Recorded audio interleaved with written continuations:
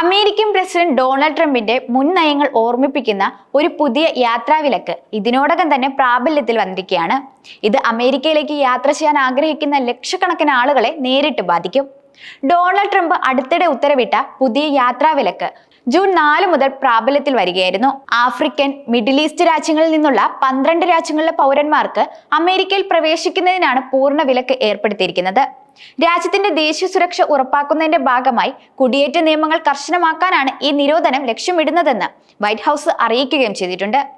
12 രാജ്യങ്ങൾക്കാണ് പൂർണ്ണ യാത്രാവിലക്ക് ഏർപ്പെടുത്തിയിരിക്കുന്നത്.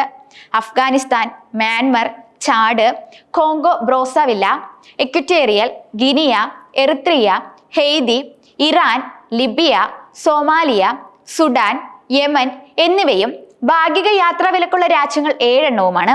ഈ രാജ്യങ്ങളിൽ നിന്നുള്ള ചില താൽക്കാലിക തൊഴിൽ വിസകൾക്ക് അനുമതിയുണ്ടാകും.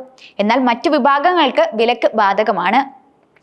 ആ രാജ്യങ്ങൾ Burundi, Cuba, Laos, Sierra Leone, Togo, Turkmenistan, Venezuela എന്നിവയാണ്. എന്നാൽ എന്തുകൊണ്ടാണ് രാജ്യങ്ങൾക്ക് ഈ വിലക്ക്? രാജ്യസുരക്ഷ ഉറപ്പാക്കുക എന്നതാണ് പ്രധാന ലക്ഷ്യം. വിസ കാലാവധി കഴിഞ്ഞിട്ടും രാജ്യത്ത് തുടരുന്നവരുടെ ഉയർന്ന നിരക്കും US നിയമങ്ങൾ ലംഘിക്കുന്നവരെ തിരിച്ചെടുക്കാൻ സഹകരിക്കാത്തതും കാരണങ്ങളായി ചൂണ്ടിക്കാട്ടുന്നു. ഈ രാജ്യങ്ങളിൽ നിന്നുള്ള യാത്രക്കാരുടെ വിവരങ്ങൾ കൃത്യമായി പരിശോധിക്കാൻ കഴിയാത്തത് ഒരു സുരക്ഷാ പ്രശ്നമായി ട്രംപ് ഭരണകൂടം കാണുന്നു. കോളറോഡോയിലെ ബൗൾഡറിൽ അടുത്തിടെ നടന്ന ഭീകരാക്രമണം കൃത്യമായ പരിശോധനയില്ലാതെ വിദേശ പൗരന്മാരെ രാജ്യത്ത് പ്രവേശിപ്പിക്കുന്നത് ഉയർത്തുന്ന വലിയ അപകടങ്ങളെയാണ് എടുത്തു കാണിക്കുന്നത്.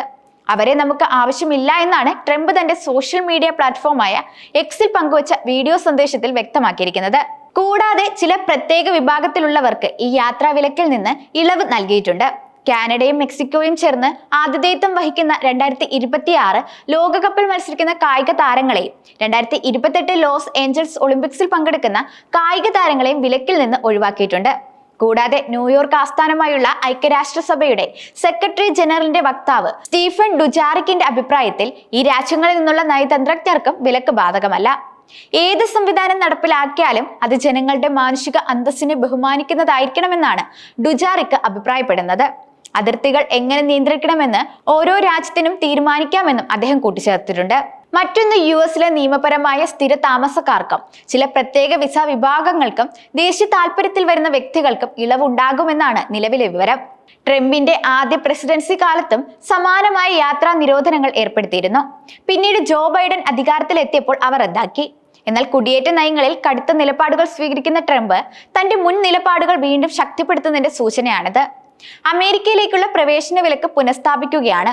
ചിലർ ഇതിനെ ട്രംപ് യാത്രാ നിരോധനം എന്ന് വിളിക്കുന്നു. സുപ്രീം കോടതി ശരിവെച്ച തീവ്ര ഇസ്ലാമിക ഭീകരരെ നമ്മുടെ രാജ്യത്തിന് പുറത്തു നിർത്തും. ട്രംപ് തന്റെ നയത്തെ ന്യായീകരിക്കുന്ന ഇത്തരത്തിലാണ്. ഈ യാത്രാ നിരോധനം US സുപ്രീം കോടതിയും ശരിവെച്ചിട്ടുണ്ട്.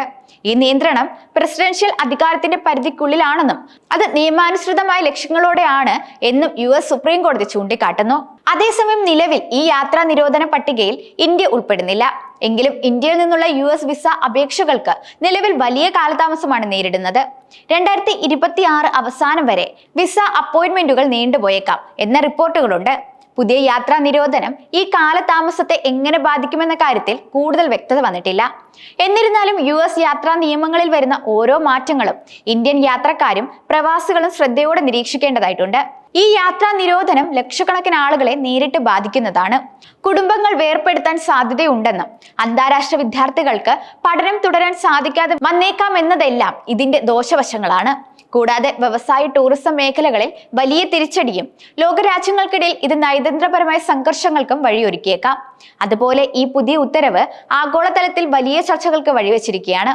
ട്രംപിന്റെ നയങ്ങൾ അമേരിക്കൻ രാഷ്ട്രീയത്തിൽ മാത്രമല്ല ആഗോളതലത്തിൽ തന്നെ വലിയ സ്വാധീനം ചെലുത്തുന്നുണ്ടതിന്റെ ഏറ്റവും പുതിയ ഉദാഹരണമാണിത്. അതേസമയം അമേരിക്കൻ പ്രസിഡന്റ് ഡൊണാൾഡ് ട്രംപ് ഏർപ്പെടുത്തിയ പുതിയ യാത്രാ വിലക്കിനെതിരെ ആഫ്രിക്കൻ രാജ്യമായ ചാഡ് ശക്തമായ നിലപാടാണ് എടുത്തിരിക്കുന്നത്. തങ്ങളുടെ പൗരന്മാർക്ക് അമേരിക്ക വിസ നിഷേധിച്ചതിൽ പ്രതിഷേധിച്ച് അമേരിക്കക്കാർക്കും തങ്ങളുടെ രാജ്യത്തേക്കുള്ള വിസ നൽകുന്നത് താൽക്കാലികമായി നിർത്തിവെച്ചതായി Chad president Mahamat Idriss Deby പ്രഖ്യാപിച്ചിട്ടുണ്ട്. പര്യാപ്തമായ സ്ക്രീനിംഗ് സംവിധാനങ്ങളില്ലായ്മ, തീവ്രവാദ ബന്ധങ്ങൾ, US ഇമിഗ്രേഷൻ എൻഫോഴ്സ്മെന്റുമായുള്ള സഹകരണമില്ലായ്മ എന്നിവയാണ് വിവിധ ആഫ്രിക്കൻ രാജ്യങ്ങൾക്ക് വിസ നൽകുന്നത് നിർത്തലാക്കാൻ അമേരിക്ക കാരണമായി പറഞ്ഞത്. ചാഡിനെയും ഈ പട്ടികയിൽ ഉൾപ്പെടുത്തിയിരുന്നു. എന്നാൽ ചാഡ് പ്രസിഡന്റ് തന്റെ ഫേസ്ബുക്ക് പോസ്റ്റിലൂടെയാണ് ഈ തീരുമാനം അറിയിച്ചത്. പരസ്പര സഹകരണങ്ങൾക്ക് അനുസൃതമായി പ്രവർത്തിക്കാനും അമേരിക്കൻ ഐക്യനാടുകളിലെ പൗരന്മാർക്ക് വിസ നൽകുന്നത് താൽക്കാലികമായി നിർത്തിവെക്കാനും സർക്കാരിനോട് നിർദ്ദേശിച്ചതായി അദ്ദേഹം വ്യക്തമാക്കിയിട്ടുണ്ട്. ഡെബി തന്റെ നിലപാട് കൂടുതൽ വ്യക്തമാക്കിയത് ചാഡിന് വാഗ്ദാനം ചെയ്യാൻ വിമാനങ്ങളോ കോടിക്കണക്കിന് ഡോളറുകളോ ഇല്ല, പക്ഷെ ചാഡിന് അതിൻ്റെതായ അന്തസ്സും അഭിമാനവും ഉണ്ട് എന്നാണ്. ഈ വാക്കുകൾ ചെറിയ രാജ്യമാണെങ്കിലും തങ്ങളുടെ പരമാധികാരത്തെയും അഭിമാനത്തെയും ചോദ്യം ചെയ്യുന്നത് അംഗീകരിക്കില്ലെന്ന ചാഡിന്റെ ദൃഢനിശ്ചയം വ്യക്തമാക്കുന്നതാണ്. അതേസമയം യാത്രാ കരിമ്പട്ടികയിൽ ഉൾപ്പെട്ട മറ്റൊരു ആഫ്രിക്കൻ രാജ്യമായ റിപ്പബ്ലിക് ഓഫ് കോങ്കോ വ്യത്യസ്തമായ സമീപനമാണ് സ്വീകരിച്ചത്. കോങ്കോയെ ഈ പട്ടികയിൽ ചേർത്തത് തെറ്റിദ്ധാരണ മൂലമാണെന്ന് കോങ്കോ സർക്കാർ വക്താവ് തിയറി മൗങ്കല്ല പറയുന്നു. കോങ്കോ ഒരു തീവ്രവാദ രാജ്യമല്ല, ഒരു തീവ്രവാദിയുടെയും വാസസ്ഥലവുമല്ല. അവിടെ ഒരു തീവ്രവാദ പ്രവർത്തനവും ഉള്ളതായി അറിയില്ല. അതിനാൽ ഇതൊരു തെറ്റിദ്ധാരണയാണെന്ന് ഞങ്ങൾ കരുതുന്നുവെന്നും അദ്ദേഹം വ്യക്തമാക്കിയിട്ടുണ്ട്. വരും മണിക്കൂറുകളിൽ രാജ്യത്തിന്റെ നയതന്ത്ര പ്രതിനിധികൾ അമേരിക്കൻ അധികാരികളെ ബന്ധപ്പെട്ട് ഈ തെറ്റിദ്ധാരണ തിരുത്താൻ ശ്രമിക്കുന്നുവെന്നും അദ്ദേഹം കൂട്ടിച്ചേർത്തു.